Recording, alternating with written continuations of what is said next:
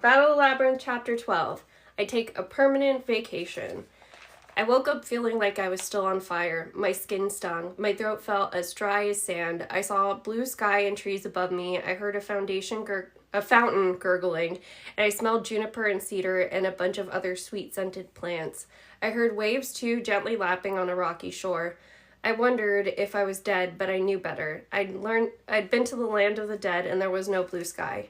I tried to sit up. My muscles felt like they were melting. "Stay still," a girl's voice said. "You're too weak to rise." She laid a cool cloth across my forehead. A bronze spoon hovered over me, and liquid was dribbled into my mouth. The drink soothed my throat and left a warm, chocolatey aftertaste. Nectar of the gods. Then a girl's face appeared above me. She had almond eyes and caramel-colored hair braided over one shoulder. She was 15, 16? It was hard to tell. She had one of those faces that just seemed timeless. She began singing, and my pain dissolved. She was working magic. I could feel her music sinking into my skin, healing and repairing my burns. Who? I croaked. "Shh, brave one," she said. "Rest and heal. No harm will come to you here. I am Calypso."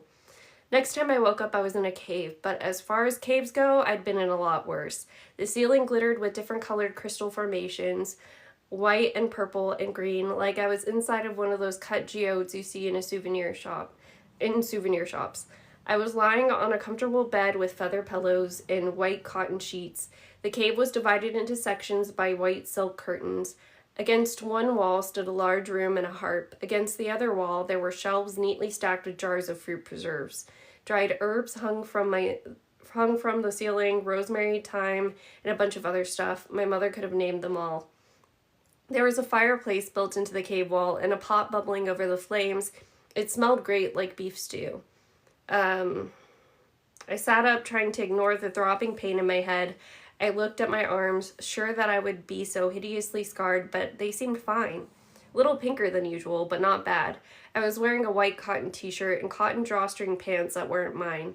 My feet were bare. In a moment of panic, I wondered what happened to Riptide, but I felt my pocket, and there was my pen right where it always reappeared. Not only that, but the Stygian ice dog whistle was back in my pocket too. Somehow it had followed me, and that didn't exactly reassure me. With difficulty I stood. The stone floor was freezing under my feet, and I turned and found myself staring into a polished bronze mirror. I'm going to pin those comments. "Holy Poseidon," I muttered. I looked as if I'd lost 20 pounds I couldn't afford to lose. My hair was a rat's nest. It was singed at the edges like Hephaestus's beard. If I saw that face on somebody walking down a highway intersection asking for money, I would have locked the car doors. I turned away from the mirror. The cave entrance was to my left. I headed toward the daylight. The cave opened onto a green meadow. On the left was a grove of cedar trees, and on the right, a huge flower garden. 4 fountains gurgled in the meadow, each shooting water from the pipes of stone satyrs. Straight ahead, the grass sloped down onto a rocky beach. The waves of a lake lapped against the stones. I could tell it was a lake because, well, I just could. Fresh water, no salt. The sun sparkled on the water, and the sky was pure blue. It seemed like paradise, which immediately made me nervous. You deal with mythological stuff for a few years, you learn that paradises are usually places where you get killed. The girl with the braided caramel hair, the one who called herself Calypso, was standing at the beach talking to someone. I couldn't see him very well in the shimmer from the sunlight off the water, but they appeared to be arguing. I tried to remember what I knew about Calypso from old myths. I heard the name before, but I couldn't remember. Was she a monster?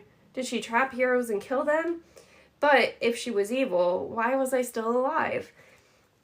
I walked toward her slowly because my legs were still stiff. When the grass changed to gravel, I looked down to keep my balance, and when I looked up again, the girl was alone. She wore a white, sleeveless Greek dress with low, circular neckline trimmed in gold. She brushed at her eyes like she had just been crying. "Well," she said, trying for a smile, "the sleeper finally awakes." "Who are you talking to?" My voice sounded like a frog that had spent time in a microwave. "Oh, just a messenger," she said. "How do you feel?" "How long have I been out?" "Time," Calypso mused. "Time is always difficult here. I honestly don't know, Percy." "You know my name?" "You talk in your sleep." I blushed. "Yeah, my name?" "You talk in your sleep." I blushed. Yeah, well, I've been told that before. Yes, who's Annabeth? Oh, a friend. We were together when. Wait, how did I get here? Where am I? Calypso reached up and ran her fingers through my mingled hair. I stepped back nervously. I'm sorry, she said. I've just grown used to caring for you. As to how you got here, you fell from the sky. You landed in the water just there, she pointed across the beach. I do not know how you survived. The water seemed to cushion your fall. As to where you are in Ogygia. She pronounced it like Ogygia. Is that near Mount St. Helens? I asked, because my geography was pretty terrible. Calypso laughed. It was a small, restrained laugh, like she found me really funny, but didn't want to embarrass me. She was cute when she laughed. It isn't near anything, brave one, she said. Ogygia is my phantom island. It exists by itself anywhere and nowhere. You can heal here in safety, never fear. But my friends, Annabeth, she said, and Grover and Tyson? Yes, I said, I have to get back to them. They're in danger. She touched my face. I didn't back away this time. Rest first. You are no good to your friends until you heal. As soon as she said it, I realized how tired I was. You're not an evil sorceress, are you? She smiled coyly. Why would you think that? Well, I met Circe once, and she has a pretty nice island too. Except she liked to turn men into guinea pigs. Calypso gave me a laugh again. I promise I will not turn you into a guinea pig. Or anything else? I am no evil sorceress, Calypso said. And I am not your enemy, brave one. Now rest. Your eyes are already closing. She was right. My knees buckled, and I would have landed face first in the gravel if Calypso hadn't caught me. Her hair smelled like cinnamon. She was very strong, or maybe I was just really weak and thin. She walked me back to a cushioned bench by the fountain and helped me lie down. Rest, she ordered, and I fell asleep to the sound of the fountains and the smell of cinnamon and juniper. But the next time I awoke, it was night, but I wasn't sure if it was the same night or many nights later.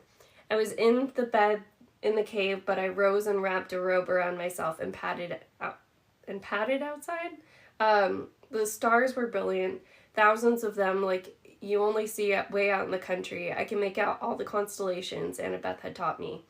Capricorn, Pegasus, Sagittarius, and there near the southern horizon was a new constellation, the Huntress, a tribute to a friend of ours who had died last winter. Percy, what do you see? It brought my eyes back to Earth. However amazing the stars were, Calypso was twice as brilliant. I mean, I've seen the goddess of love herself, Aphrodite, and I would never say this out loud or she'd blast me to ashes, but for my money, Calypso was a lot more beautiful because she just seemed so natural. Like she wasn't trying to be beautiful and didn't even care about that. She just was. With her braided hair and white dress, she seemed to glow in the moonlight. She was holding a tiny plant in her hands. Its flowers were silver and delicate. I found myself staring at her face. I forgot. She laughed gently. Well, as long as you're up, you can help me plant these. She handed me a plant which had a clump of dirt and roots at the base. The flowers glowed as I held them. Calypso picked up her gardening spade and directed me to the edge of the garden where she began to dig. That's moonlace, Calypso explained. It can only be planted at night. I watched the silvery light flicker around the petals. What does it do? Do? Calypso mused. It really doesn't do anything, I suppose. It lives, it gives light, it provides beauty. Does it have to do anything else? I suppose not, I said. She took the plant and our hands met. Her fingers were warm. She planted the moonlace and stepped back, surveying her work. I love my garden. It's awesome, I agreed. I mean, I wasn't exactly a gardening type, but Calypso had arbors covered with 6 different colors of roses, lattices filled with honeysuckle, rows of grapevines bursting with red and purple grapes that would have made Dionysus sit up and beg. Back home, I said, my mom always wanted a garden. Why did she not plant one? Well, we live in Manhattan, in an apartment. Manhattan? Apartment? I stared at her. You don't know what I'm talking about, do you? I fear not. I haven't left Ogygia in a long time. Well, Manhattan's a big city, which is with not much gardening space. Calypso frowned. That is sad. Hermes visits from time to time. He tells me the world outside has changed greatly. I did not realize it had changed so much that you cannot have gardens. Why haven't you left your island? She looked down. It is my punishment. Why? What did you do? Nothing, but I'm afraid my father did a great deal. His name is Atlas. The name sent a shiver down my back. I'd met the Titan Atlas last winter, and it had not been a happy time. He tried to kill pretty much everyone I cared about. I need a drink break.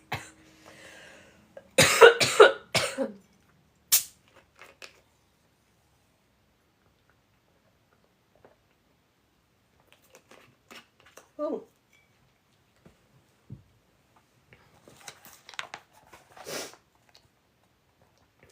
Still, I said, it's not fair to punish you for what your father's done. I knew another daughter of Atlas. Her name is Zoe. She was one of the bravest people I ever met. Calypso studied me for a long time. Her eyes were sad. What is it? I asked. Are you healed yet, my brave one? Do you think you'll be ready to leave soon? What? I asked. I don't know. I moved my legs. They were stiff. I was already getting dizzy from standing up so long. You want me to go? Her voice broke. I'll see you in the morning. Sleep well. She ran off toward the beach. I was too confused to do anything but watch until she disappeared in the dark. I don't know exactly how much time passed. Like Calypso said, it was hard to keep track on the island. I knew I should be leaving. At the very least, my friends would be worried. At worst, they could be in serious danger. I didn't even know if Annabeth had made it out of the volcano. I tried to use my empathy link with Grover several times, but I couldn't make contact. I hated not knowing if they were all right. On the other hand, I really was weak. I couldn't stay on my feet more than a few hours. Whatever I'd done in Mount St. Helens had drained me like nothing else I'd ever experienced. I didn't feel like a prisoner or anything. I remembered the Lotus Hotel and Casino in Vegas where I'd been lured into this amazing game world until I almost forgot everything I cared about. But the island of Ogygia wasn't like that at all. I thought about Annabeth, Grover, and Tyson constantly. I remembered exactly why I needed to leave. I just couldn't. And then there was Calypso herself. She never talked much about herself, but that just made me want to know more. I would sit in the meadow sipping nectar, and I would try to concentrate on the flowers or the clouds or the reflections on the lake, but I was really staring at Calypso as she worked. The way she brushed her hair over her shoulder, the little strand that fell in her face whenever she knelt to dig in the garden. Sometimes she would hold out her hand and birds would fly out of the woods to settle on her arm. Lorikeets, parrots, and doves. She would tell them good morning and ask how it was going back at the nest, and they would chirp for a while, then fly off cheerfully. Calypso's eyes gleamed. She would look at me, and we'd share a smile, but almost immediately she'd get that sad expression again and turn away. I didn't understand what was bothering her. One night, we were eating dinner together at the beach. Invisible servants had set up a table with beef stew and apple cider, which may not sound all that exciting, but that's because you haven't tasted it. I hadn't even noticed the invisible servants when I first got to the island, but after a while I became aware of the beds making themselves, meals cooking on their own, clothes being washed and folded by unseen hands. Anyway, Calypso and I were sitting at dinner and she looked beautiful in the candlelight. I was telling her about New York and Camp Half-Blood, and then I started telling her about the time Grover had eaten an apple while we were playing hacky sack with it. She laughed, showing off her amazing smile, and our eyes met. Then she dropped her gaze. There it is again, I said. What? You keep pulling away like you're trying not to enjoy yourself. She kept her eyes on her glass of cider. As I told you, Percy, I have been punished, cursed, you might say. How? Tell me. I want to help. Don't say that. Please don't say that. Tell me what the punishment is. She covered her half-finished stew with a napkin, and immediately an invisible servant whisked the bowl away. Percy, this island, Ogygia, is my home, my birthplace, but it is also my prison. I am under house arrest, I guess you would call it. I will never visit this Manhattan of yours or anywhere else. I am alone here. Because your father was Atlas? She nodded. The gods do not trust their enemies, and rightly so. I should not complain. Some of the prisoners are not nearly as nice as mine. Some of the prisons are not nearly as nice as mine. But that's not fair, I said. Just because you're related doesn't mean you support him. This other daughter I knew, Zoe Nightshade, she fought against him. She wasn't imprisoned. But Percy, Calypso said gently, I did support him in the First War. He is my father. What? But the Titans are evil. Are they? All of them? All the time? She pursed her lips. Tell me, Percy, I have no wish to argue with you, but do you support the gods because they are good or because they are your family?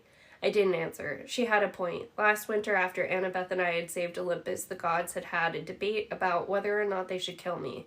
That hadn't been exactly good, but still, I felt like I supported them because Poseidon was my dad. Perhaps I was wrong in the war, Calypso said, and in fairness, the gods have treated me well. They visit me from time to time, they bring me word of the outside world, but they can leave and I cannot. You don't have any friends, I asked. I mean, wouldn't anyone else live here with you? It's a nice place. That's what I said, Percy. A tear trickled down her cheek. I promised myself I wouldn't speak of this, but she was interrupted by a rumbling sound somewhere out on the lake. A glow appeared on the horizon. It got brighter and brighter until I could see a column of fire moving across the surface of water, coming toward us. I stood and reached for my sword. What is that? Calypso sighed. A visitor. As the column of fire reached the beach, Calypso stood and bowed to it formally. The flames dissipated, and standing before us was a tall man in gray overalls and a metal leg brace, his beard and hair smoldering with fire. Lord Hephaestus, Calypso said. This is a rare honor. The fire god grunted. Calypso, beautiful as always, would you excuse us, please, my dear? I need to have a word with our young Percy Jackson. Hephaestus sat down clumsily at the dinner table and ordered a Pepsi. The invisible servant brought him one, opened it too suddenly, and sprayed soda all over the god's work clothes. Hephaestus roared and spat a few curses and swatted the can away. Stupid servants, he muttered. Good automatons are what she needs. They never act up. Hephaestus, I said, what's going on? Is Annabeth? She's fine, he said. Resourceful girl, that one. Found her way back, told me the whole story. She's worried sick, you know. You haven't told her I'm okay? That's not for me to say, Hephaestus said. Everyone thinks you're dead. I had to be sure you were coming back before I started telling everyone you were. What do you mean? I said. Of course I'm coming back. Hephaestus studied me skeptically. He fished something out of his pocket, a small metal disc the size of an iPod. He clicked a button and it expanded into a miniature bronze TV. On the screen was footage of Mount St. Helens, a huge plume of fire and ash trailing into the sky. Still uncertain about further eruptions, the newscaster was saying, authorities have ordered the evacuation of almost 500,000 people as precaution. Meanwhile, ash has fallen as far away as Lake Tahoe and Vancouver, and the entire Mount St. Helens area is closed to traffic within a 100-mile radius. While no deaths have been reported, minor injuries and illnesses include... Hephaestus switched it off. It caused quite an explosion. I stared at the blank bronze screen. 500,000 people evacuated, injuries, illness. What had I done? The telekenes were scattered, the god told me. Some vaporized, some got away, no doubt. I don't think they'll be using my forge anytime soon. On the other hand, neither will I. The explosion caused Typhon to stir in his sleep. We'll have to wait and see. I couldn't release him, could I? I mean, I'm not that powerful, the god grunted. Not that powerful, eh? Could have fooled me. You're the son of the Earthshaker, lad. You don't know your own strength. That's the last thing I wanted him to say. I hadn't been in control of myself in that mountain. I'd released so much energy I'd almost vaporized myself, drained all the life out of me. Now I found out I'd nearly destroyed the Northwest U.S., and almost woken the most horrible monster ever imprisoned by the gods. Maybe I was too dangerous. Maybe it was safer for my friends to think I was dead. What about Grover and Tyson, I asked. Hephaestus shook his head. No word, I'm afraid. I suppose the labyrinth has them. So what am I supposed to do? Hephaestus winced. Don't ever ask an old cripple for advice, lad, but I'll tell you this. You've met my wife? Aphrodite. That's her. She's a tricky one, lad. Be careful of love. It'll twist your brain around and leave you thinking up is down and right is wrong. I thought about my meeting with Aphrodite in the back of a white Cadillac in the desert last winter. She told me that she had taken a special interest in me and she'd be making things hard for me in the romance department just because she liked me. Is this a part of her plan? I asked. Did she land me here? Possibly. Hard to say with her. But if you decide to leave this place and I don't say what's right or wrong, then I promised you an answer to your quest. I promised you the way to Daedalus. Well, now, here's the thing. It has nothing to do with Ariadne's string. Not really. Sure, the string works. That's what the Titan's army will be after. But the best way through the maze, Theseus had a princess's help, and the princess was a regular mortal. not a drop of god blood in her, but she was clever and she could see, lad. She could see very clearly. So what I'm saying, I think you know how to navigate the maze. It finally sank in. Why hadn't I seen it before? Hera had been right. The answer was there all the time. Yeah, I said, yeah, I know. Then you'll need to decide whether or not you're leaving. I wanted to say yes, of course I would, but the words stuck in my throat. I found myself looking out at the lake, and suddenly the idea of leaving seemed very hard. Don't decide yet, Hephaestus advised. Wait until daybreak. Daybreak is a good time for decisions. Will Daedalus even help us? I asked. I mean, if he gives Luke a way to navigate the labyrinth, we're dead. I saw dreams about. Daedalus killed his nephew. He turned bitter and angry and... It isn't easy being a brilliant inventor, Hephaestus rumbled. Always alone, always misunderstood, easy to turn bitter, make horrible mistakes. People are more difficult to work with than machines, and when you break a person, he can't be fixed. Hephaestus brushed the last drops of Pepsi off his work clothes. Daedalus started well enough. He helped the Princess Ariadne and Theseus because he felt sorry for them. He tried to do a good deed, and everything in his life went bad because of it. Was that fair? The god shrugged. I don't know if Daedalus will help you, lad, but don't judge someone until you've stood at his forge and worked with his hammer, eh? I'll try. Hephaestus stood. Goodbye, lad. You did well destroying the Telecanes. I'll always remember you for that. It sounded very final, that goodbye. Then he erupted into a column of flame and the fire moved over the water, heading back to the world outside. I walked along the beach for several hours. When I finally came back to the meadow, it was very late. Maybe 4 or 5 in the morning, but Calypso was still in her garden, tending her flowers by starlight. Her moonlight glowed silver, and the other plants responded to the magic, glowing red and yellow and blue.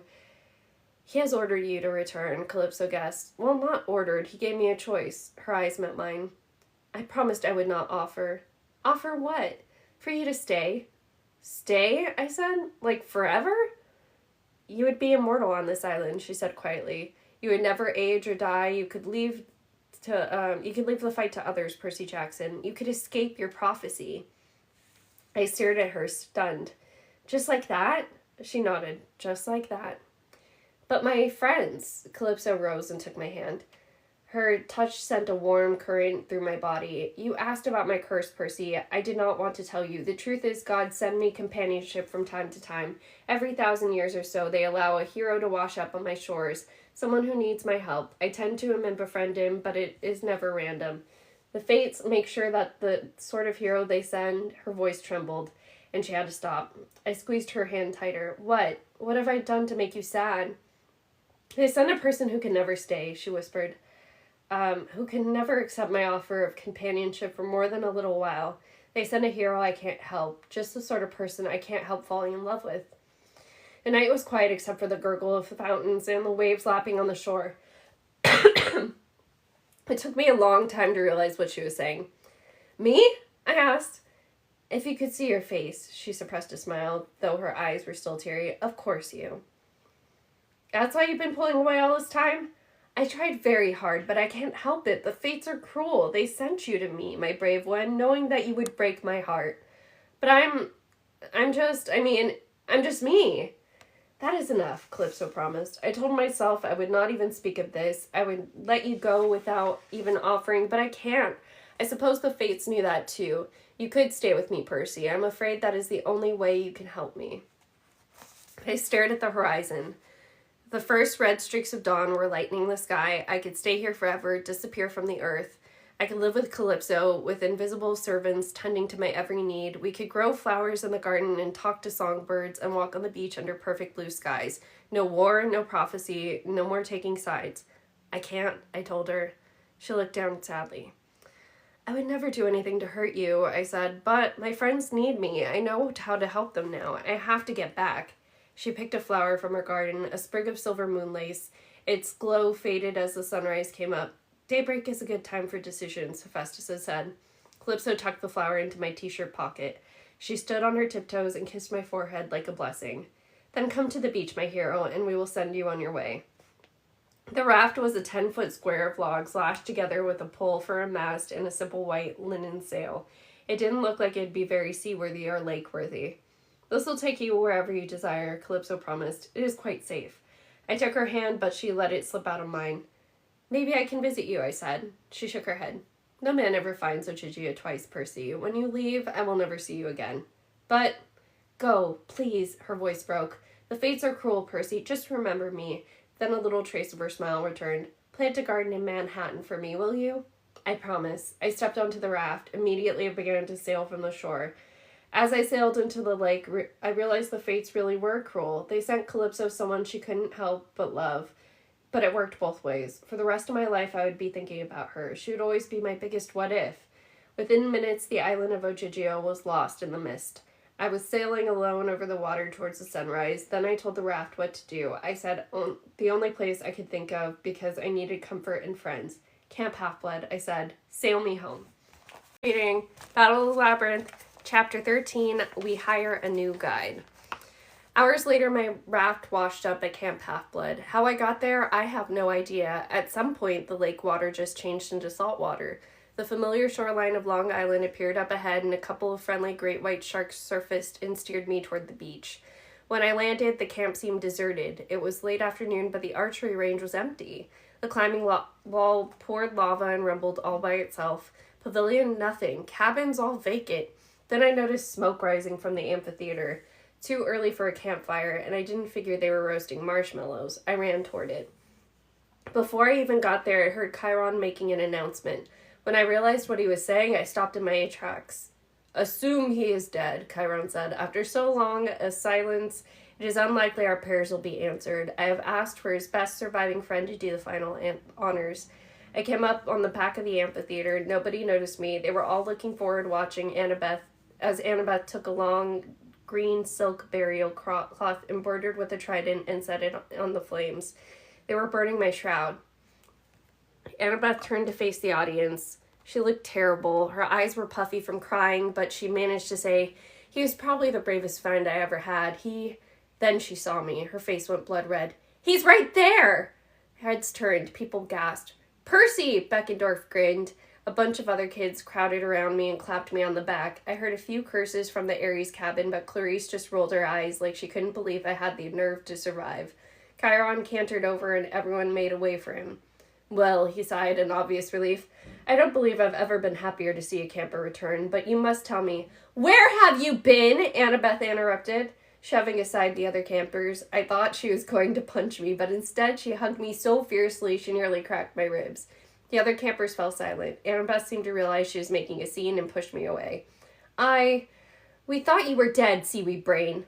I'm sorry," I said. "I got lost." "Lost?" she yelled. 2 weeks, Percy. Where in the world—" "Annabeth," Chiron interrupted, "perhaps we should discuss this somewhere more private, shall we? The rest of you, back to your normal activities." Without waiting for us to protest, he picked up Annabeth and me as easily as if we were kittens, slung us both onto his back, and galloped off toward the big house. I didn't tell them the whole story. I just couldn't bring myself to talk about Calypso. I'd explained how I'd caused the explosion at Mount St. Helens and gotten blasted out of the volcano. I told them I'd been marooned on an island, then Hephaestus found me and told me I could leave. A magic raft had carried me back to camp. All of that was true, but as I said it, my palms felt sweaty. "You've been gone 2 weeks." Annabeth's voice was steadier now, but she still looked pretty shaken up. "When I heard the explosion, I thought—" "I know," I said. "I'm sorry. But I figured out how to get through the labyrinth. I talked to Hephaestus." "He told you the answer?" "Well, he sort of told me what I already knew, and I understand now." I just told them my idea. Annabeth's jaw dropped. "Percy, that's crazy." Chiron sat back in his wheelchair and stroked his beard. "There is precedent, however. Theseus had the help of Ariadne. Harriet Tubman, daughter of Hermes, used many mortals on her underground railroad for just this reason." "But this is my quest," Annabeth said. "I need to lead it." Chiron looked uncomfortable. "My dear, it is your quest, but you need help." "And this is supposed to help? Please, it's wrong. It's cowardly. It's hard to admit we need a mortal's help," I said, "but it's true." Annabeth glared at me. "You are the single most annoying person I have ever met," and she stormed out of the room. I stared at the doorway. I felt like hitting something. So much for being the bravest friend she's ever had. "She will calm down," Chiron promised. "She's jealous, my boy." "That's stupid. She's not—" "It's not like—" Chiron chuckled. It hardly matters. Annabeth is very territorial about her friends, in case you haven't noticed. She was quite worried about you, and now that you're back, I think she suspects where you've been marooned. I met his eyes, and I knew Chiron had guessed about Calypso. It was hard to hide anything from a guy who's been training heroes for 3,000 years. He's pretty much seen it all. We won't dwell on your choices, Chiron said. You came back, that is what matters. Tell that to Annabeth, Chiron smiled. In the morning, I will have Argus take the two of you to Manhattan. You might stop by your mother's, Percy. She is understandably distraught. My heart skipped a beat. All that time on Calypso's island, I never thought how my mom would be feeling. She'd think I was dead. She'd be devastated. What was wrong with me that I haven't even considered that? Chiron, I said, what about Grover and Tyson? Do you think... I don't know, my boy. Chiron gazed into the empty fireplace. Juniper is quite distressed. All her branches are turning yellow. The Council of Cloven Elders has revoked Grover's searcher's license in absentia. Assuming he comes back alive, they will force him into a shameful exile. He sighed. Grover and Tyson are very resourceful, however, we can still hope. I shouldn't have let them run off. Grover has his own destiny, and Tyson was brave to follow him. You would know if Grover was in mortal danger, don't you think? I suppose the empathy link, but there is something else I should tell you, Percy, he said. Actually, two unpleasant things. Great. Chris Rodriguez, our guest. I remembered what I'd seen in the basement, Clarice trying to talk to him while he blabbed about the labyrinth. Is he dead? Not yet, Chiron said grimly, but he's much worse. In the infirmary now, too weak to move. I had to order Clarice back to her regular schedule because she was at his bedside constantly. He doesn't respond to anything. He won't take food or drink. None of my medicines help. He has simply lost the will to live. I shuddered. Despite all the run-ins I'd had with Clarice, I felt horrible for her. She tried so hard to help him, and now that I'd been in the labyrinth, I could understand why it had been so easy for the ghost of Minos to drive Chris mad. If I'd been wandering around down there alone without my friends to help, I'd never made it out. I'm sorry to say, Chiron continued, the other news is less pleasant still. Quintus has disappeared. Disappeared? How? 3 nights ago, he slipped into the labyrinth. Juniper watched him go. It appears you may have been right about him. He's a spy for Luke. I told Chiron about the Triple G ranch, how Quintus had bought his scorpions there, and Geryon had been supplying Kronos' army. It can't be a coincidence. Chiron sighed heavily. So many betrayals. I had hoped Quintus would prove a friend. It seems my judgment was bad. What about Miss O'Leary? I asked. The Hellhound is still in the arena. It won't let anyone approach. I did not have the heart to force it into a cage or destroy it. Quintus wouldn't just leave her. As I said, Percy, we seem to have been wrong about him. Now you should prepare yourself for the morning. You and Annabeth still have much to do. I left him in his wheelchair, staring sadly at the fireplace. I wondered how many times he sat there, waiting for heroes that'll never come back. That never came back. My tenses. Before dinner, I stopped by the sword arena. Sure enough, Miss O'Leary was curled up in an enormous black furry mound in the middle of the stadium, chewing half-heartedly on a head of a warrior dummy. When she saw me, she barked and came bounding toward me. I thought that I was dead meat. I just had time to say, whoa, before she bowled over me and started licking my face. Now, usually, being the son of Poseidon and all, I only get wet if I want to, but my powers apparently did not extend to dog saliva because I got a pretty good bath. Whoa, girl, I yelled. Can't breathe, let me up. Eventually, I managed to get her off me. I scratched her ears and found an extra gigantic dog biscuit. Where's your master? I asked her. How could he just leave you, huh? She whimpered like she wanted to know that too. I was ready to believe Quintus was an enemy, but I still couldn't understand why he'd leave Miss O'Leary behind. If there was one thing I was sure of, it was that he really cared for his mega dog. I was thinking about that and telling the dog spit off my face when a girl's voice said, You're lucky she didn't bite your head off. Clarice was standing at the other end of the arena with her sword and shield. Came here to practice yesterday, she grumbled. Dog tried to chew me up. She's an intelligent dog, I said. Funny. She walked towards us. Miss O'Leary growled. I patted her on the head and calmed her down. Stupid hellhound, Clarice said. Not going to keep me from practicing. I heard about Chris, I said. I'm sorry. Clarice paced a circle around the arena. When she came to the nearest dummy, she attacked viciously, chopping its head off with a single blow and driving her sword through its guts. She pulled the sword out and kept walking. Yeah, well, sometimes things go wrong. Her voice was shaky. Heroes get hurt, they die, and the monsters just keep coming. She picked up a javelin and threw it across the arena. It nailed a dummy straight across between the eye holes of its helmet. She had called Chris a hero like he had never gone over to the Titan's side. It reminded me of the way Annabeth sometimes talked about Luke. I decided not to bring that up. Chris was brave, I said. I hope he gets better. She glared at me as if I were her next target. Miss O'Leary growled. Do me a favor, Clarice told me. Yeah, sure. If you find Daedalus, don't trust him. Don't ask him for help. Just kill him. Clarice, because anybody who can make something like that labyrinth, Percy, that person is evil. Plain evil. For a second, she reminded me of Eurydion, the cowherd, much like her older half-brother. Her much older half-brother. She had the same hard look in her eyes, as if she'd been used for the past 200 years and was getting tired of it. She sheathed her sword. Practice time is over. From now on, it's for real. That night, I slept on my own bunk, and for the first time since Calypso's islands, dreams found me. I was in a king's courtroom, a big white chamber with marble columns and a wooden throne. Sitting on it was a plump guy with curly red hair and a crown of laurels. At his side stood 3 girls who looked like his daughters. They all had his red hair and were dressed in blue robes. The doors creaked open and a herald announced, Minos, King of Crete. I tensed, but the man on the throne just smiled at his daughters.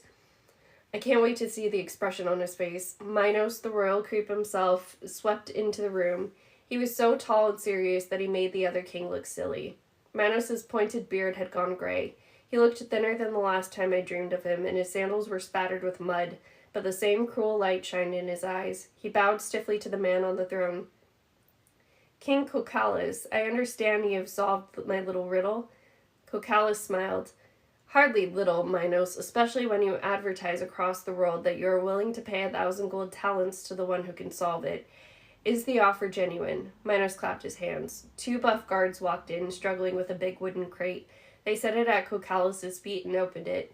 Stacks of gold bars glittered. It had to be worth like $1 gazillion. Cocalus whistled appreciatively. You must have bankrupted your kingdom for such a reward, my friend. That is not your concern. Cocalus shrugged. The riddle was quite simple, really. One of my retainers solved it. Father, one of the girls warned. She looked like the oldest, a little taller than her sisters. I think it's Cocalus. I'm going to keep going with Cocalus. Cocalus ignored her. He took a spiral seashell from the folds of his robe. A silver string had been threaded through it, so it hung like a huge bead on a necklace. Minos stepped forward and took the shell. One of your retainers, you say? How did he thread this string without breaking the shell? He used an ant, if you can believe it, tied a silk string to the little creature and coaxed it through the shell by putting honey at the far end. Ingenious man, Minos said.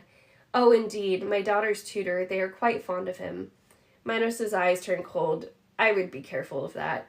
I wanted to warn Cocalus, don't trust this guy, throw him in the dungeon with some man-eating lions or something, but the red-headed king just chuckled. Not to worry, Minos, my daughters are wise beyond their years. Now, about my gold. Yes, Minos said. But you see, gold is for the man who solved the riddle, and there can only be one such man. You are harboring Daedalus. Yes, Minos said. But you see, the gold is for the man who Cocalus shifted uncomfortably in his throne. How is it that you know his name? He is a thief, Minos said. He once worked in my court, Cocalus. He turned my own daughter against me. He helped a usurper make a fool of me in my own palace, and then he escaped justice. I have been pursuing him for 10 years. I knew nothing of this, but I have offered the man my protection. He has been most useful. I offer you a choice, Minos said. Turn over the fugitive to me, and this gold is yours, or risk making me your enemy. You do not want Crete as your enemy. Cocalus paled. I thought it was stupid for him to look so scared in the middle of his own throne room. He should have summoned his army or something. Minos only had 2 guards, but Cocalus just sat there sweating on his throne. Father, his oldest said, you can't. Silence, Aelia. Cocalus twisted his beard. He looked again at the glittering gold. This pains me, Minos. The gods do not love a man who breaks his oath of hospitality. The gods do not love those who harbor criminals either. Cocalus nodded. Very well, you shall have your men in chains. Father, Aelia said. And she caught herself and changed her voice to a sweeter tone. At least let us feast our fine guest first. At least let us feast our guest first. After his long journey, he should be treated to a hot bath, new clothes, and a decent meal. I would be honored to draw the bath myself. She smiled prettily at Minos, and the old king grunted. I suppose a bath would not be amiss. He looked at Cocalus. I will see you at dinner, my lord, with the prisoner. This way, your majesty, said Aelia. She and her sisters led Minos out of the chamber. I followed them into a bath chamber decorated with mosaic tiles. Steam filled the air. A running water faucet poured hot water into the tub. Aelia and her sisters filled it with rose petals and something that must have been ancient Greek Mr. Bubble, because soon the water was covered with multicolored foam. The girls turned aside as Minos dropped his robes and slipped into the bath. Ah, he smiled. An excellent bath. Thank you, my dears. The journey has been long indeed. You've been chasing your prey 10 years, my lord? Aelia asked, batting her eyelashes. You must be determined. I never forget a debt, Minos grinned. Your father was wise to agree to my demands. Oh, indeed, my lord, Aelia said. I thought he was laying on the flattery pretty thick, but the old guy was just eating it up. I thought she was laying on the flattery pretty thick, but the old guy was just eating it up. Aelia's sisters trickled scented oil over the king's head. You know, my lord, Aelia said, Daedalus thought you would come. He thought the riddle might be a trap, but he couldn't resist solving it. Minos frowned. Daedalus spoke to you about me? Yes, my lord. He is a bad man, princess. My own daughter fell under his spell. Do not listen to him. He is a genius, Aelia said, and he believes a woman is just as smart as a man. He was the first to ever teach us as if we had minds of our own. Perhaps your daughter felt the same way. Minos tried to sit up, but Aelia's sisters pushed him back into the water. Aelia came up behind him. She held 3 tiny orbs in her palm. At first I thought they were bath beads, but she threw them in the water and the beads sprouted bronze heads that began wrapping around the king, tying him up at the ankles and binding his wrists to his sides, circling his neck. Even though I hated Minos, it was pretty horrible to watch. He thrashed and cried out, but the girls were much stronger. Soon he was helpless, lying in the bath with his chin just above the water. The bronze strands were still wrapping around him like a cocoon, tightening across his body. What do you want? Minos demanded. Why do you do this?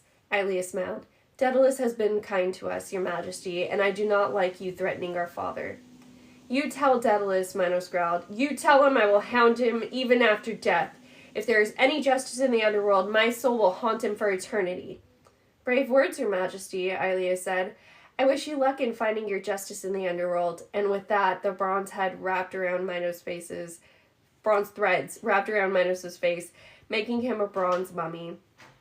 The door of the bathhouse opened. Daedalus stepped in carrying a traveler's bag. He trimmed his hair short. His beard was pure white. He looked frail and sad, but he reached down and touched the mummy's forehead. The threads unraveled and sank to the bottom of the tub. There was nothing inside of them. It was as if King Minos had just dissolved. A painless death, Daedalus mused. More than he deserved. Thank you, my princess. Aelia hugged him. You cannot stay here, teacher, when our father finds out. Yes, Daedalus said. I fear I have brought you trouble. Oh, do not worry for us. Father will be happy enough taking that old man's gold, and Crete is a very long way away, but he will blame you for Minos' death. You must flee to somewhere safe. Somewhere safe, the old man repeated. For years I have fled from kingdom to kingdom, looking for somewhere safe. I fear Minos told the truth. Death will not stop him from hounding me. There is no place under the sun that will harbor me. Once word of his crime gets out. Then where will you go? Aelia said. A place I swore to never enter again, Daedalus said. My prison may be my only sanctuary. I do not understand, Aelia said. It is best you did not. But what of the underworld? One of her sisters said. Terrible judgment will await you. Every man must die. Perhaps, Daedalus said. Then he brought a scroll from his traveling bag, the same scroll I'd seen in my last dream, his nephew's notes. Or perhaps not. He patted Aelia's shoulder, then blessed her and her sisters. He looked down once more at the coppery threads glinting in the bottom of the bath. Find me if you dare, king of ghosts. He turned towards the mosaic wall and touched a tile. A glowing mark appeared, a Greek delta, and the wall slid aside. The princesses gasped. You never told us of secret passages, Aelia said. You have been busy. The labyrinth has been busy, Daedalus corrected. Do not try to follow me, my dears, if you value your sanity. My dream shifted. I was underground in a stone chamber. Luke and another half-blood warrior were studying a map by flashlight. Luke cursed. It should have been the last turn. He crumpled up the map and tossed it aside. Sir, his companion protested. Maps are useless here, Luke said. Don't worry, I'll find it. Sir, is it true that the larger the group, the more likely you'll get lost? Yes, that's true. Why do you think we set out solo explorers to begin with? But don't worry. As soon as we have the thread, we can lead the vanguard through. But how will we get the thread? Luke stood, flexing his fingers. Oh, Quintus will come through. All we have to do is reach the arena. It's at a juncture, impossible to get anywhere without passing it. That's why we must have a truce with its master. We just have to stay alive until... Sir! A new voice came in from the corridor. Another guy in Greek armor ran forward, carrying a torch. The Dracaeni found a half-blood. Luke scowled. Alone? Wandering in the maze? Yes, sir, you'd better come quick. They're in the next chamber. They've got him cornered. Who is it? No one I've ever seen before. Luke nodded. A blessing from Kronos. We may be able to use this half-blood. Come. They ran down the corridor. I woke with a start, staring into the dark. A lone half-blood wandering in the maze. It was a long time before I got to sleep again. I hope it's not Nico. Next morning I woke. I made sure Miss O'Leary had enough dog biscuits. I asked Beckendorf to keep an eye on her, which he didn't seem too happy about. Then I hiked over Half-Blood Hill and met Annabeth and Argus on the road. Annabeth and I didn't talk much in the van. Argus never spoke, probably because he had all eyes all over his body, including, so I'd heard, at the tip of his tongue, and he didn't like to show that off. Annabeth looked queasy, as if she'd slept even worse than me. Bad dreams? I asked at last. She shook her head. An iris message from Eurydion. Eurydion? Is something wrong with Nico? He left the ranch last night, heading back into the maze. What? I always say it before it happens in the book. What? Didn't Eurydion try to stop him? Nico was gone before he woke up. Orthus tracked his scent as far as the cattle guard. Eurydion said he'd been hearing Nico talk to himself the last few nights. Only now he thinks Nico was talking to the ghost again, Minos. He's in danger, I said. No kidding. Minos is one of the judges of the dead, but he's got a vicious streak a mile wide. I don't know what he wants with Nico, but that's not what I meant, I said. I had this dream last night. I told her about Luke, how he'd mentioned Quintus, and how his men found a half-blood alone in the maze. Annabeth's jaw clenched. That's very, very bad. So what do we do? She raised an eyebrow. Well, it's a good thing you have a plan to guide us, huh? It was Saturday, and traffic was heavy going into the city. We arrived at my mom's apartment around noon. When she answered the door, she gave me a hug, only a little less overwhelming than having a hellhound jump on you. I told them you were all right, my mom said, but she sounded like the weight of the sky had just been lifted off her shoulders, and believe me, I know firsthand how that feels. She sat us down at the kitchen table and insisted on feeding us her special blue chocolate chip cookies while I caught up with her on the quest. As usual, I tried to water down the frightening parts, which was pretty much everything, but somehow that just made it sound more dangerous. When I got to the part about Garyon and the stables, my mom pretended like she was going to strangle me. I can't get him to clean his room, but he'll clean 100 tons of horse manure out of some monster's stables? Annabeth laughed. It was the first time I'd heard her laugh in a long time, and it was nice to hear.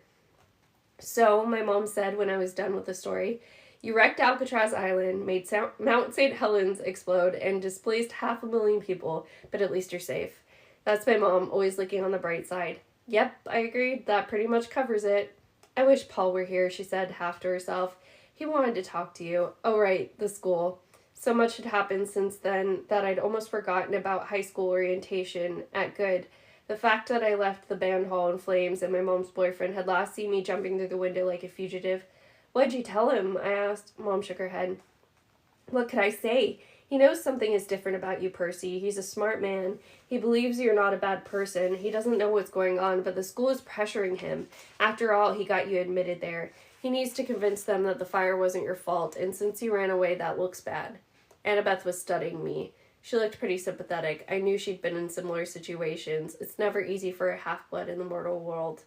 I'll talk to him, I promised. After we're done with the quest, I'll even tell him the truth if you want. My mom put her hand on my shoulder. You would do that?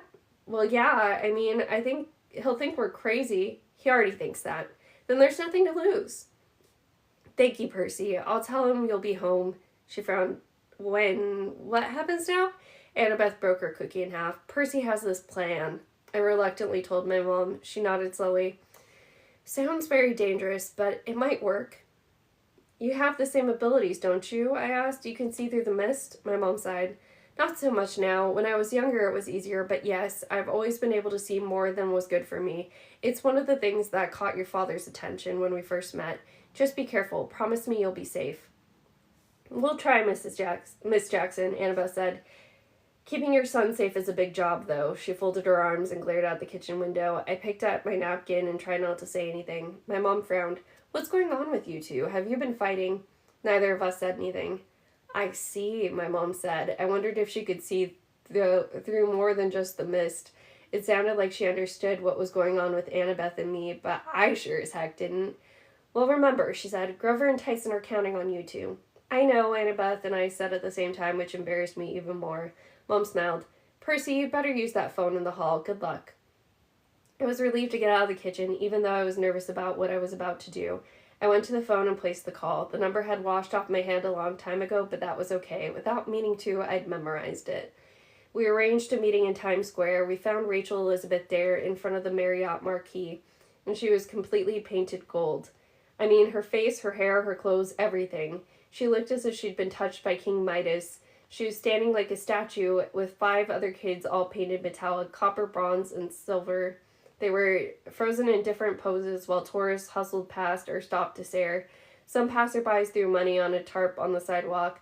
A sign at Rachel's feet said, Urban Art for Kids, donations appreciated.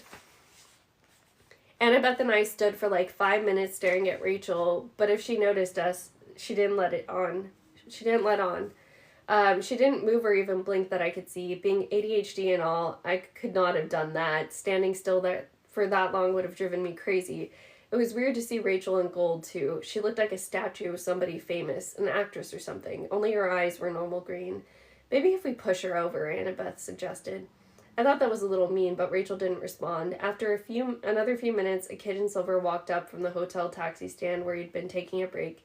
He took a pose like he was lecturing the crowd, right next to Rachel. Rachel unfroze and stepped off the tarp. Hi, hey Percy, she grinned. Good timing. Let's go get some coffee. We walked down to a place called Java Moose on West 43rd. Rachel ordered an espresso extreme, the kind of stuff Grover would like. Annabeth and I got fruit smoothies, and we sat at a table right under the stuffed moose. Nobody even looked twice at Rachel in her golden outfit. So, she said, it's Annabelle, right? Annabeth corrected. Do you always dress in gold? Not usually, Rachel said. We're raising money for our group. We do volunteer art projects for elementary kids because they're cutting art from the schools, you know.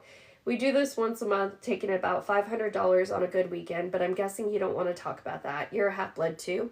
Shh, Annabeth said, looking around. Just announce it to the world, how about?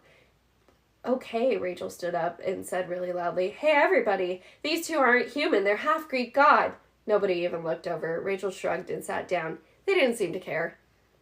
That's not funny, Annabeth said. This isn't a joke, mortal girl. Hold it, you two, I said. Just calm down. I'm calm, Rachel insisted. Every time I'm around you, some monster attacks us. What's to be nervous about? Look, I said, I'm sorry about the band room. I hope they didn't kick you out or anything. Nah, they asked me a lot of questions about you. I played dumb. Was it hard? Annabeth asked. Okay, stop, I intervened. Rachel, we got a problem and we need your help. Rachel narrowed her eyes at Annabeth. You need my help? Annabeth stirred her straw in her smoothie. Yeah, she said sullenly, maybe. I told Rachel about the labyrinth and how we needed to find Daedalus.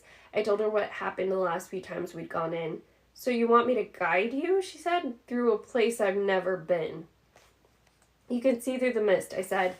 Just like Ariadne, I'm betting you could see the right path. The labyrinth won't be able to fool you as easily.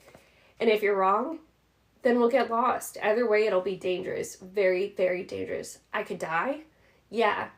I thought you said monsters don't care about mortals. That sword of yours? Yeah, I said. Celestial bronze doesn't hurt mortals. Most monsters would ignore you, but Luke, he doesn't care. He'll use mortals, demigods, monsters, whatever, and he'll kill anyone who gets in his way. Nice guy, Rachel said. He's under the influence of a titan, Annabeth said defensively. He's been deceived. Rachel looked back and forth between us. Okay, she said. I'm in. I blinked. I hadn't figured it'd be so easy. Are you sure? Hey, my summer was going to be boring. This is the best offer I've gotten yet, so what do I look for? We have to find an entrance to the labyrinth, Annabeth said. There's an entrance at Cap Half-Blood, but you can't go there. It's off limits to mortals. She said mortals like it was some sort of terrible condition, but Rachel just nodded. Okay, what does an entrance to the labyrinth look like? It could be anything, Annabeth said. A section of wall, a boulder, a doorway, a sewer entrance, but it would have the mark of Daedalus on it, a Greek delta glowing in blue. Like this, Rachel drew the symbol of a delta in water on the table. That's it, Annabeth said. You know Greek? No, Rachel said. She pulled a big blue plastic hairbrush from her pocket and started brushing the gold out of her hair. Let me get change. You'd better come with me to the Marriott. Why? Annabeth said. Because there's an entrance like that, the hotel basement, where we store our costumes. It's got the mark of Daedalus. Cover on this next podcast. It is called My Brother Duels Me to the Death. The metal door was half hidden behind a laundry bin full of dirty hotel towels. I didn't see anything strange about it, but Rachel showed me where to look. And I recognized the faint blue symbol etched in the metal. It hasn't been used in a long time, Annabeth said. I tried to open it once, Rachel said, just out of curiosity. It's rusted shut. No, Annabeth stepped forward. It just needs the touch of a half-blood. Sure enough, as soon as Annabeth put her hand on the mark, it glowed blue. The metal door unsealed and creaked open, revealing a dark staircase leading down. Wow, Rachel looked calm, but I couldn't tell if she was pretending or not. She changed into a ratty Museum of Modern Art t-shirt and her regular marker-colored jeans, her blue plastic hairbrush sticking out of her pocket. Her red hair was tied back, but she still had flecks of gold in it and traces of the gold glitter on her face. So, after you. You're the guide, Annabeth said with a mock politeness. Lead on. The stairs led down to a large brick tunnel. It was so dark I couldn't see 2 feet in front of us, but Annabeth and I had restocked on flashlights. As soon as we switched them on, Rachel yelped. A skeleton was grinning at us. It wasn't human, it was huge. For one thing, at least 10 feet tall. It had been strung up, chained by its wrists and ankles, so it made a kind of giant X over the tunnel. But what really sent a shiver down my back was the single black eye socket in the center of its skull. A cyclops, Annabeth said. It's very old. It's not anybody we know. It wasn't Tyson, she meant, but that didn't make me feel much better. I still felt like it had been put here as a warning. Whatever could kill a grown cyclops, I didn't want to meet. Rachel swallowed. You have a friend who's a cyclops? Tyson, I said. My half-brother. Your half-brother? Hopefully we'll find him down here, I said. And Grover, he's a satyr. Oh, her voice was small. Well then, we better keep moving.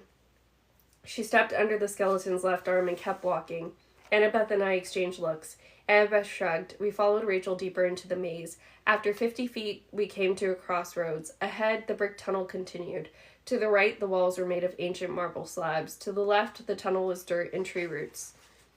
I pointed left. That looks like the tunnel Tyson and Grover took. Annabeth frowned. Yeah, but the architecture to the right, those old stones, that's more likely to lead to an ancient part of the maze toward Daedalus's workshop. We need to go straight, Rachel said. Annabeth and I both looked at her. That's the least likely choice, Annabeth said. You don't see it? Rachel asked. Look to the floor. I saw nothing except for well-worn bricks and mud. There's a brightness there, Rachel insisted. Very faint, but forward is the correct way. To the left, farther down the tunnel, those tree roots are moving like feelers. I don't like that. To the right, there's a trap about 20 feet down. Holes in the wall, maybe 4 spikes. I don't think we should risk it. I didn't see anything like she was describing, but I nodded. Okay, forward. You believe her? Annabeth asked. Yeah, I said, don't you? Annabeth looked like she wanted to argue, but she waved at Rachel to lead on. Together, we kept walking down the brick corridor. It twisted and turned, but there were no more side tunnels. It seemed to be angling down toward the deeper underground. No traps? I asked anxiously. Nothing, Rachel knit her eyebrows. Should it be this easy? I don't know, I said. It never was before. So, Rachel, Annabeth said, where are you from exactly? She said it like, what planet are you from? But Rachel didn't look offended. Brooklyn, she said. Oh, I'm sorry you're not getting the notifications. Aren't your parents going to be worried if you're out late? Rachel excelled. Not likely. I could be gone a week and they'd never notice. Why not? This time Annabeth didn't sound sarcastic. Having trouble with parents was something she understood. Before Rachel could answer, there was a creaking noise in front of us, like huge doors opening. What was that? Annabeth asked. I don't know, Rachel said. Metal hinges? Oh, that's very helpful. I mean, what is it? Then I heard the heavy footsteps shaking the corridor coming towards us. Run? I asked. Run, Rachel agreed. We turned and fled the way we came, but we couldn't make it 20 feet before we ran into some old friends. Two Dracaeni, snake women in Greek armor, leveled their javelins at our chests. Standing between them was Kelly, the Impusa cheerleader. Well, well, Kelly said. I uncapped Riptide. And Annabeth pulled her knife, but before my sword was even out of pen form, Kelly pounced out on Rachel. Her hand turned into a claw, and she spun Rachel around, holding her tight with her talons at Rachel's neck. Taking your little mortal pet for a walk? Kelly asked. They're such fragile things, so easy to break. Behind us, the footsteps came closer. A huge form appeared out of the gloom, an 8-foot-tall Lystragonian giant with red eyes and fangs. The giant licked his lips when he saw us. Can I eat them? No, Kelly said. Your master will want these. They will provide a great deal of entertainment. She smiled at me. Now march, half-bloods, or you'll all die here, starting with a mortal girl. It was pretty much my worst nightmare, and believe me, I'd had plenty of nightmares. We were marched down the tunnel, flanked by Dracaeni with Kelly and the giant in back, just in case we tried to run for it. Nobody seemed to worry about us running forward. That was the direction they wanted us to go.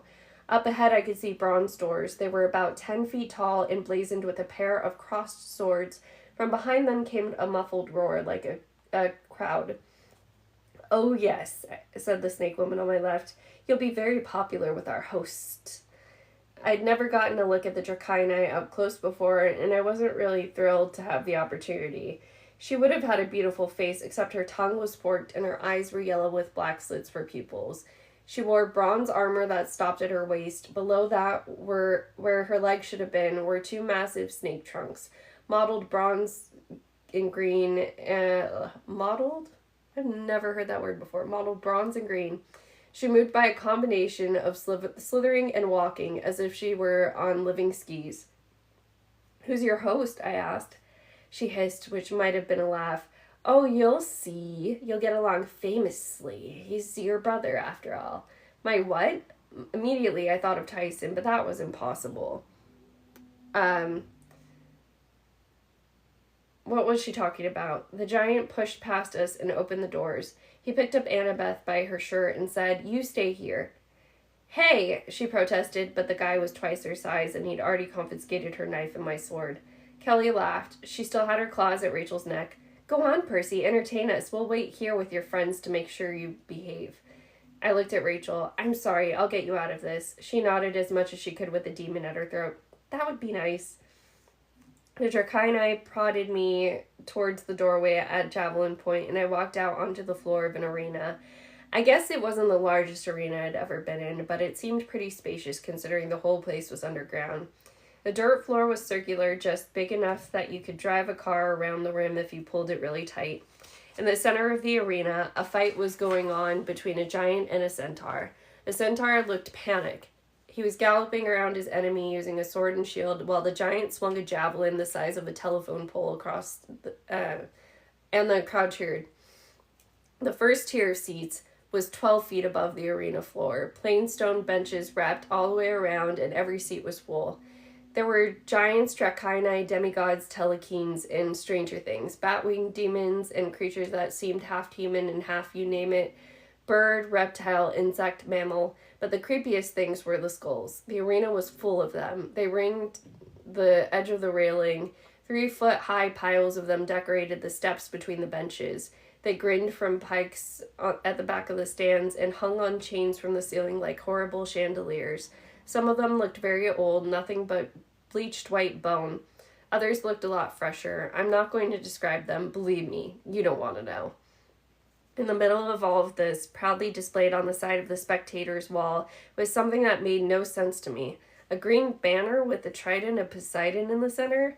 What was that doing in a horrible place like this? Above the banner, sitting at the seat of honor, was an old enemy. Luke, I said.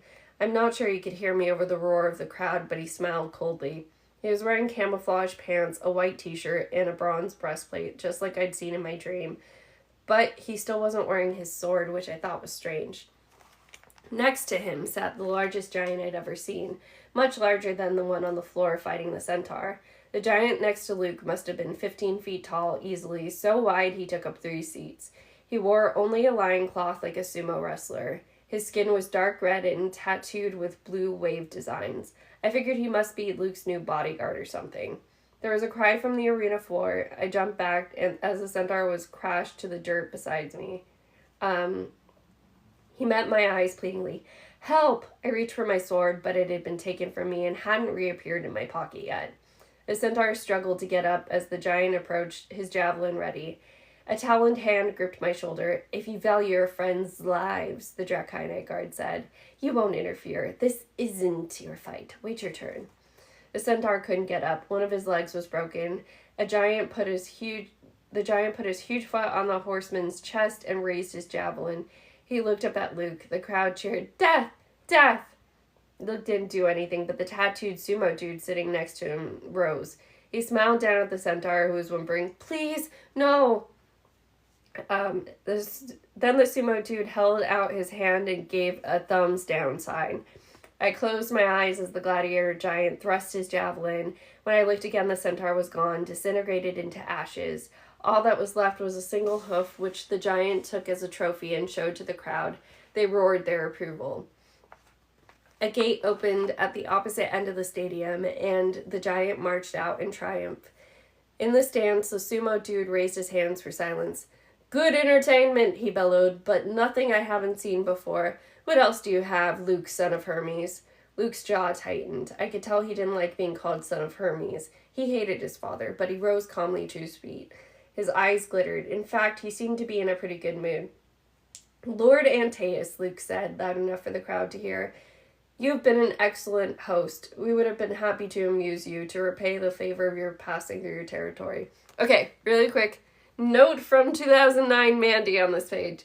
Antaeus is a son of Gaia and Poseidon. He gets stronger when he hits the ground. Hercules strangled him Darth Vader style is what I wrote in there, but it's like the idea of lifting him off the ground.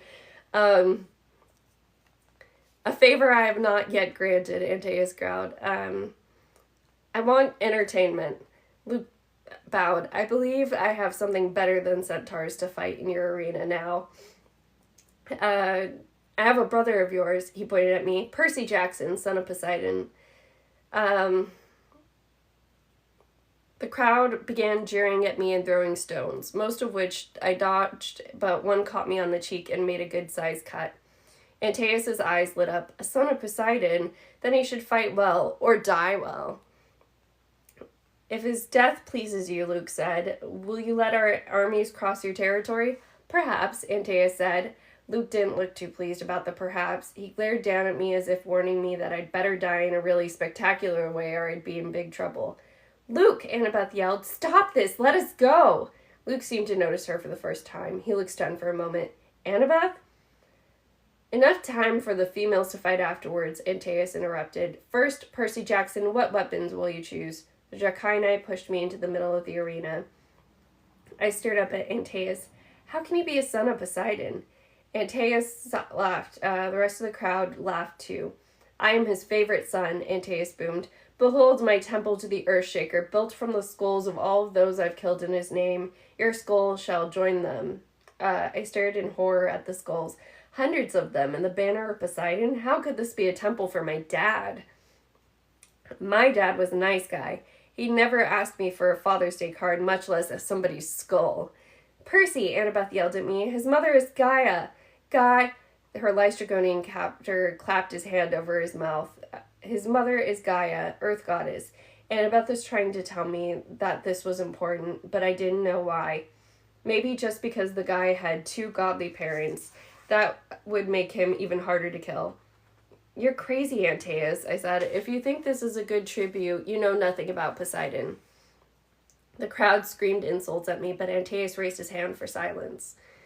Weapons, he insisted, and then we will see how you will die. Will you have axes, shields, nets, flamethrowers? Just my sword, I said. Laughter erupted from the monsters, but immediately Riptide appeared in my hands, and some of the voices in the crowd turned nervous. The bronze blade glowed with a faint light. Round one, Antaeus announced. The gates opened, and a Dracaeni slithered out. She had a trident in one hand and a weighted net in the other, classic gladiator style. I trained against those weapons at camp for years. She jabbed at me experimentally. I stepped away. She threw her net, hoping to tangle my sword hand, but I sidestepped easily, sliced her spear in half, and stabbed Riptide through a clink in her armor. With a powerful wail, she vaporized into nothing, and the cheering of the crowd died. No, Antaeus bellowed. Too fast. You must wait for the kill. Only I give that order. I glanced over at Annabeth and Rachel. I had to find a way to get them free, maybe distract their guards. Nice job, Percy, Luke smiled. You've gotten better with that sword, I'll grant you that. Round two, Antaeus yelled. And slower this time. More entertainment. Wait for my call before killing anybody, or else. The gates opened again, and this time a young warrior came out. He was a little older than me, about 16. He had glossy black hair, and his left eye was covered with an eye patch.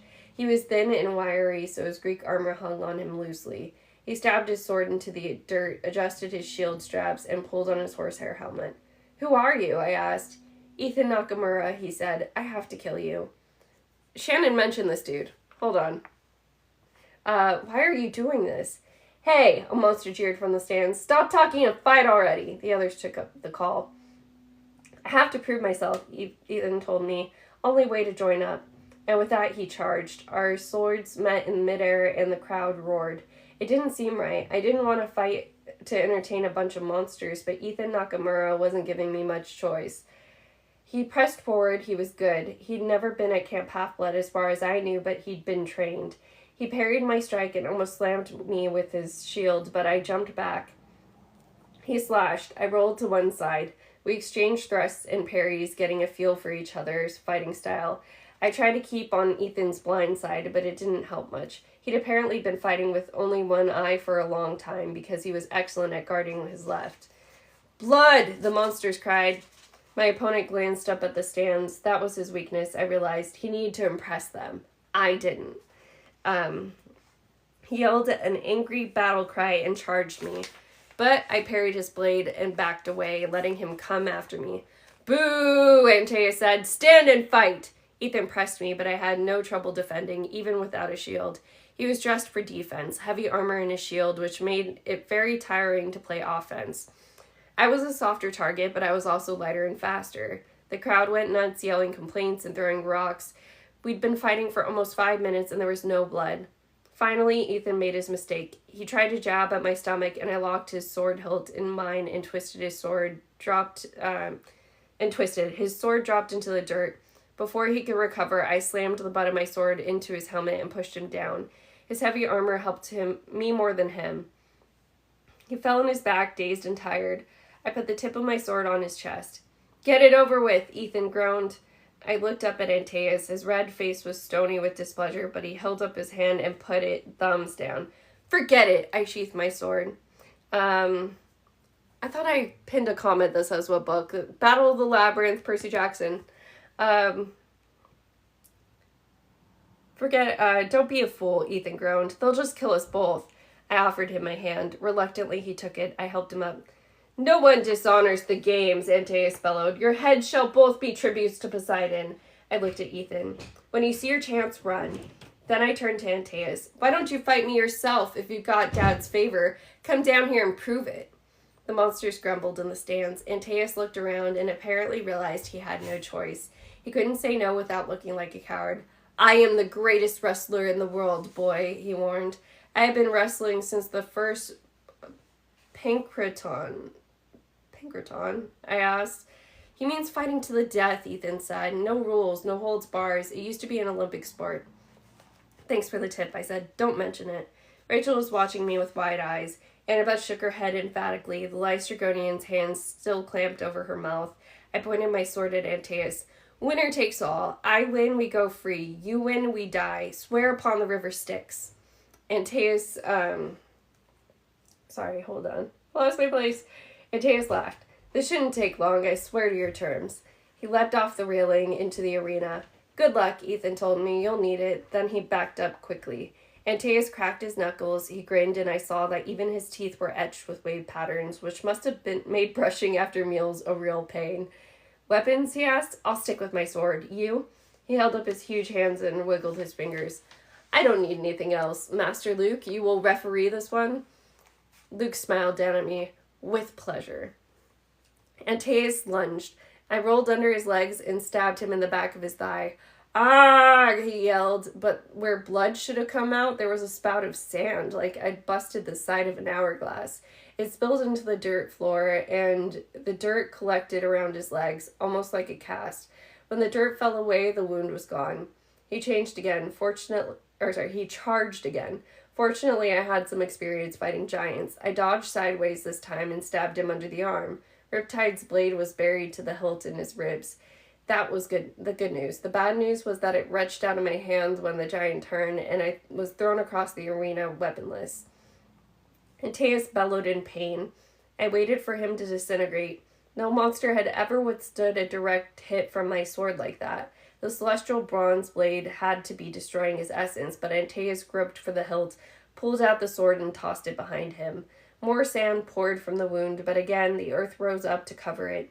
Dirt coated his body all the way to his shoulders. Now you see why I never lose, demigod, Antaeus gloated. Come here and let me crush you. I'll make it quick. Antaeus stood between me and my sword. Desperately, I glanced to either side. I caught Annabeth's eye. The earth, I thought. What had Annabeth been trying to tell me? Antaeus' mother was Gaia, the Earth Mother, the most ancient goddess of all. Antaeus' father might have been Poseidon, but Gaia was keeping him alive. I couldn't hurt him as long as he was touching the ground. I tried to skirt around him, but Antaeus anticipated my move. He blocked my path, chuckling. He was just toying with me now.